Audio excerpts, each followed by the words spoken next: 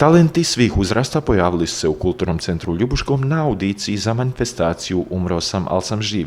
Riječ je o manifestaciji kojom se želi odati počast onima koji su ostavili svoj trag u svijetu glazbe i čije se pjesme i dalje s radošću i veseljem slušaju i pjevaju.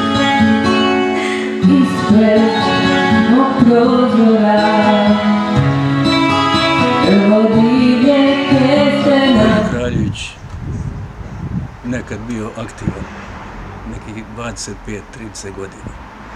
Osvajao sam sve prve nagrade, većinom i druge negdje po strani, recimo po Bosni, čak i prve, a ovamo po Hercegovini, Hrvatskoj, prve i druge. Pa ovo mi se jako sviđa, zaista, jer ovi naši, Oliver, recimo Ivčić i neki preminuli Kavaki, to je nešto savršeno.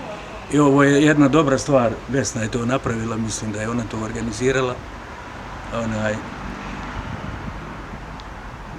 Da malo se podsjetimo njih i oni će zaista vječno da žive, oni će biti legende.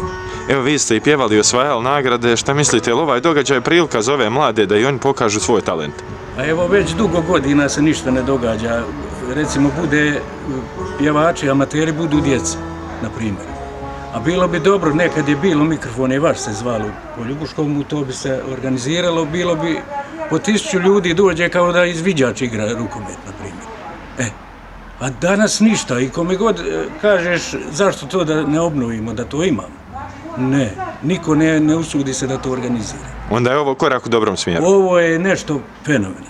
Uvijek sanjam da smo zajedno, ko nekad davno ti ja.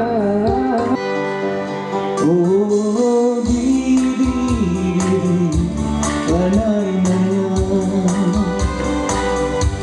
O, didi, lanajna.